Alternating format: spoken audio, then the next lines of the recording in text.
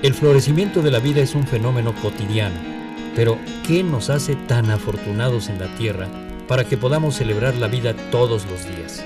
¿Por qué no sucede lo mismo en ninguno de los planetas conocidos? Una de las diferencias más notables de la Tierra con respecto a otros planetas es su respirable atmósfera y su temperatura.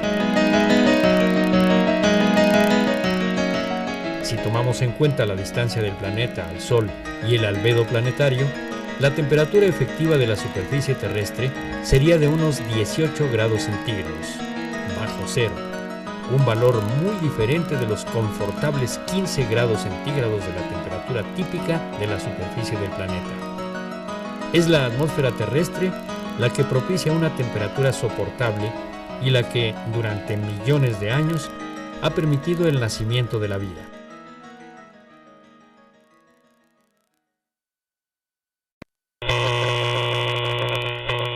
Todos los objetos, al calentarse, emiten radiación electromagnética.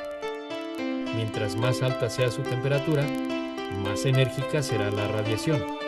Vistas como ondas, mayor frecuencia y menor longitud de onda tendrán. La atmósfera terrestre es prácticamente transparente a la luz solar. Una tercera parte de la radiación solar que llega a la Tierra es reflejada de vuelta al espacio. El resto es absorbido por su superficie. Al calentarse, la Tierra emite radiación infrarroja de menor energía, invisible al ojo humano, pero a la cual la atmósfera no es transparente.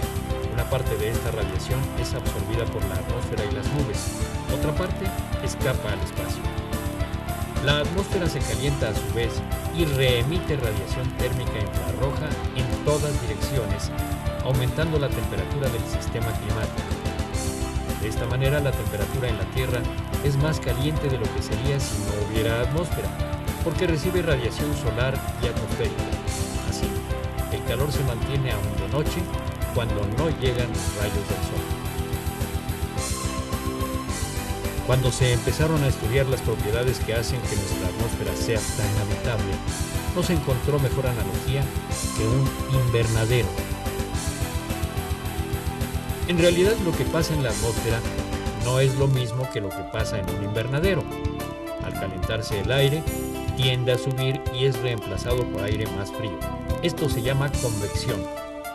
La cubierta de un invernadero impide la convección y se ha demostrado que este efecto es unas 5 veces más importante que la absorción de energía térmica de la cubierta. Y en nuestra atmósfera no hay techo ni paredes que impidan la convección. Así que, más que un efecto de invernadero, lo que sucede en nuestro planeta es un efecto atmosférico provocado por las características particulares de nuestra atmósfera.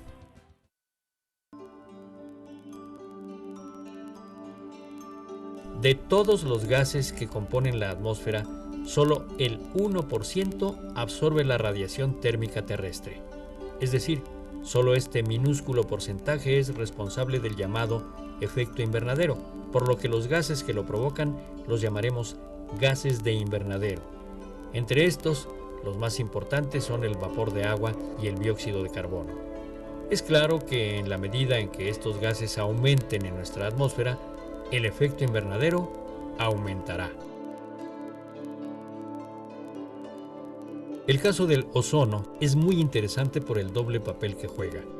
En la troposfera, donde ocurren los eventos atmosféricos más importantes, el ozono es un gas de invernadero, además de que es un contaminante dañino para la salud. En cambio, en la estratosfera, el ozono bloquea la radiación ultravioleta. La contaminación ha provocado que disminuya el ozono estratosférico, que es vital para la salud humana, y se incremente el nocivo ozono troposférico.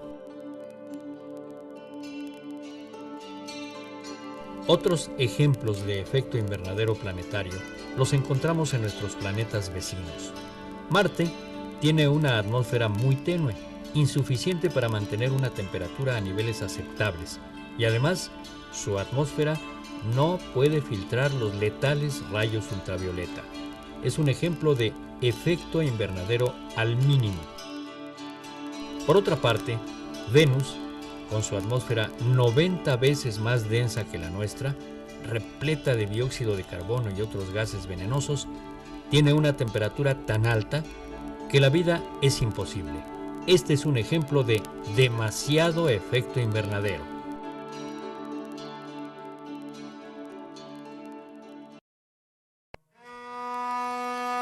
En los últimos 400.000 años, las cantidades de dióxido de carbono en nuestra atmósfera han oscilado en periodos de 100.000 años, en correlación directa con los cambios de temperatura, pero siempre se habían mantenido dentro de los mismos límites. Los niveles más altos de dióxido de carbono nunca habían sobrepasado las 300 partes por millón en volumen en todo este periodo.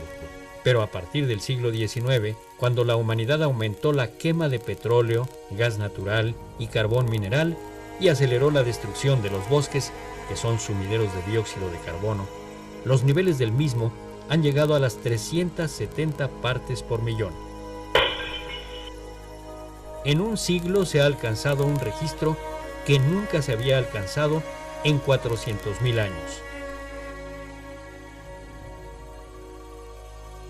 El efecto directo en la temperatura típica de la Tierra ha sido un aumento sin precedentes al que se le ha llamado calentamiento global. En los últimos 100 años, la temperatura típica ha aumentado medio grado. Se calcula que, de seguir las cosas como están, aumentará en un siglo entre 2 y 5 grados más. Comparado con lo que cambia en un día de verano en la Ciudad de México, parece poco, pero a gran escala, la temperatura típica rara vez ha pasado de 1 o 2 grados en periodos de 10.000 años.